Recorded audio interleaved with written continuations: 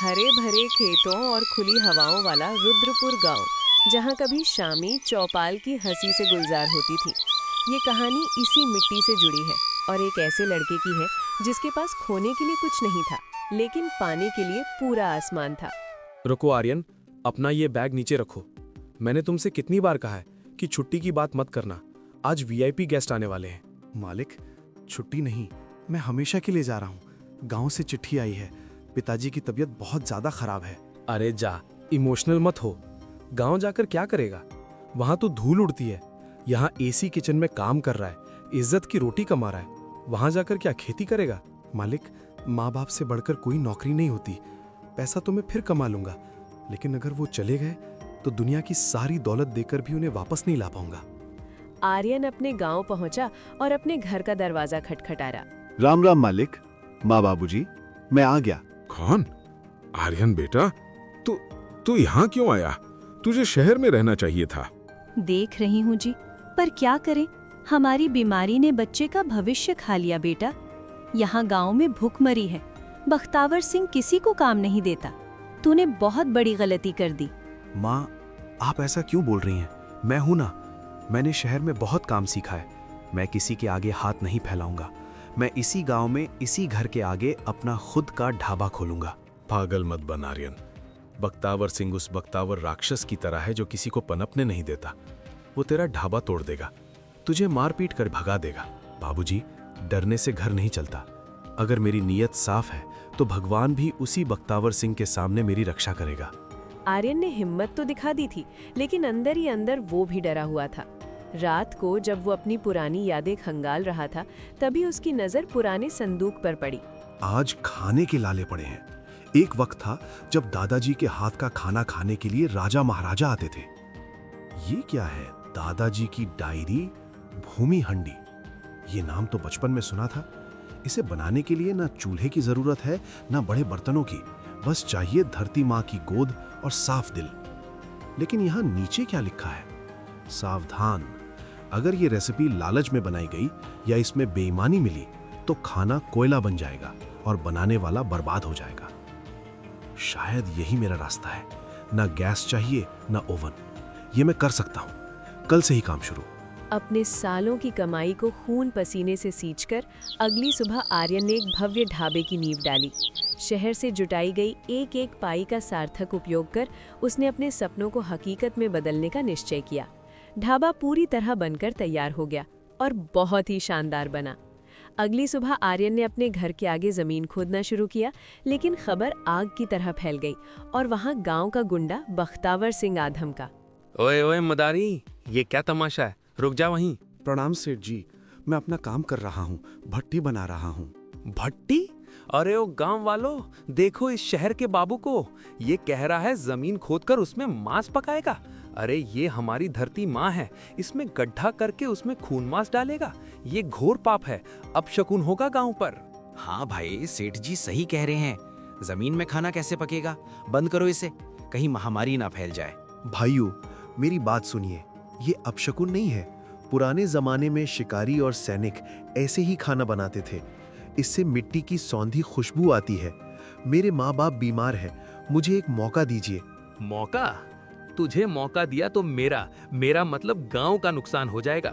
हे कालू, फेंक इसकी कुदाल को। खबरदार बख्तावर। सरपंच जी, आप बीच में मत आइए। मैं सरपंच हूँ, मुझे पता है क्या सही है क्या गलत। आर्यन का तरीका मैंने इतिहास की किताबों में पढ़ा है। ये कोई पाप नहीं, एक कला है।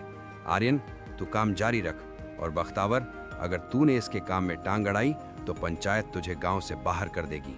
ठीक है सरपंच, पका ले आर्यन। लेकिन याद रखना, जिस दिन तेरी किस्मत खराब हुई उस दिन तुझे बचाने कोई नहीं आएगा। मुर्गी बनाने की विधि। इसका आगाज होता है ताज़ा मुर्गी को निर्मल पानी से साफ करने से, लेकिन असली जादू शुरू होता है उसके बाद।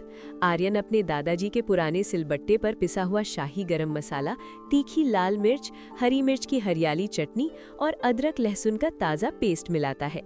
इस मिश्रण में स्वाद अनुसार नमक की सही मात्रा, दही की खटास और नींबू का रस डालकर एक गाढ़ा मैरिनेशन तैयार किया जाता है।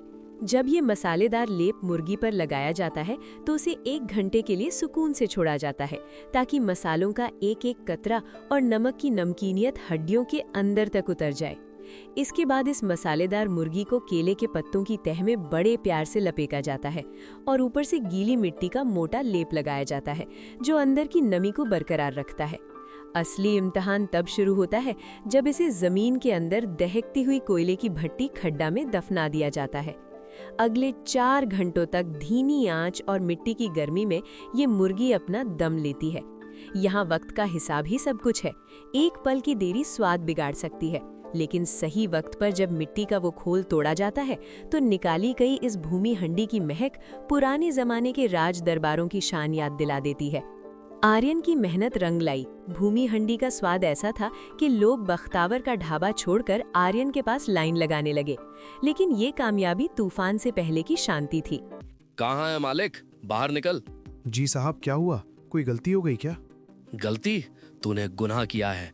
तू लोगों को जहर बेच रहा है। देख उस गरीब कालू को। हाय, मैं लुट गया। मेरी फूल सी बच्ची को मार डाला इसने। साहब, अभी 10 मिनट पहले इसने यहाँ से भूमि हंडी खाई थी और खाते ही मुंह से झाग निकलने लगा। वो मर रही है साहब। अरे हाँ, बच्ची तो बेहोश पड़ी है। मारो इसे, ये हमें जहर खिला रहा है। दुकान जला दो इसकी। नहीं काका, कसम भगवान की, मैंने कुछ नहीं मिलाया।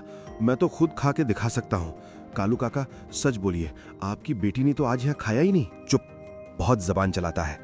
थाने चल, वहां तुझे उल्टा लटकाऊंगा तो सब सच बोलेगा। हवलदार, डालो इसे जीप में। मेरे बेटे को छोड़ दो साहब, वो निर्दोष है। रुको इंस्पेक्टर। डॉक्टर साहब, आप बीच में क्यों आ रहे हैं? ये मर्डर केस है। मर्डर नहीं, ये साजिश है। मैं अभी कालू के घर से आ रहा हूँ। इसकी बेटी को पिछले 3 दिन से मलेरिया है। मैंने सुबह ही इसे दवाई दी थी और कहा था कि बच्ची बेहोश हो सकती है। कालू, पुलिस के सामने झूठ बोलते हुए तुझे शर्म नहीं आती?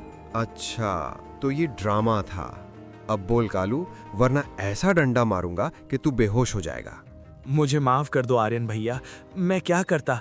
मेरी बीवी बीमार है, बच्ची बीमार है। बख्तावर सिंह ने कहा था कि अगर मैं ये नाटक करूंगा तो वो मुझे 10,000 रुपए देंगे और मेरी बेटी का इलाज करवाएंगे। मैं मजबूर था। धिक्कार है बख्तावर सिंह पर। चलो बख्तावर के घर। आज तो वो सेठ बच गया, लेकिन उसकी फाइल अब मैं खोलूंगा। आर्यन, तू अपना काम कर, पुलिस तेरे साथ है। बख्तावर सिंह की हर चाल उल्टी पड़ गई। शहर तक आर्यन की धूम मच गई। तभी एंट्री हुई आर्यन के पुराने मालिक की। आर्यन, देख मैं तेरे लिए क्या लाया हूँ। ये है 50 लाख रुपए। 50 लाख रुपए? लेकिन क्यों मालिक? बस तुझे वो पुरानी किताब मुझे देनी है। हम ये भूमि हांडी शहर के 5 स्टार होटल में बेचेंगे। तू भी अमीर, मैं भी अमीर। मालिक, ये पैसे रख लीजिए। मेरे दादाजी कहते थे, जिस खाने का मकसद सिर्फ पैसा कमाना हो वो पेट भर सकता है, दिल नहीं। ये रेसिपी बिकाऊ नहीं है, ये तो मेरे गांव की सेवा के लिए है। बहुत गुरूर है ना तुझे अपनी इस मिट्टी पर।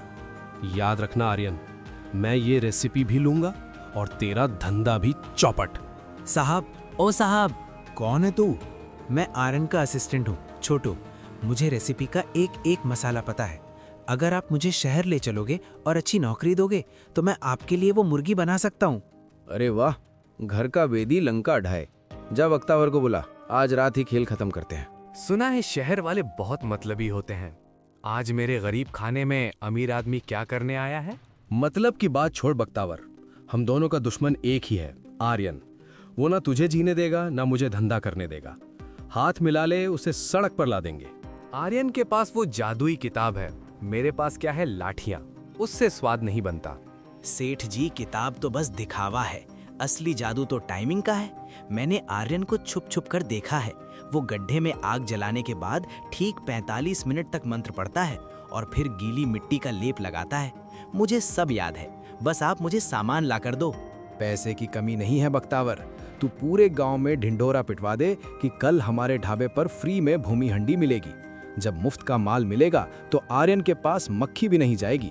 फ्री? लेकिन कमाई कैसे होगी? कल फ्री, परसों से डबल दाम। एक बार आर्यन की दुकान बंद हो गई, फिर पूरे जिले में सिर्फ छोटू भूमि हंडी का नाम होगा।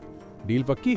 तीनों मिलके ये प्लान बनाया कि अब से हम सब साथ में काम करेंगे और आर्यन का ढाबा बंद करवा कर रहेंगे।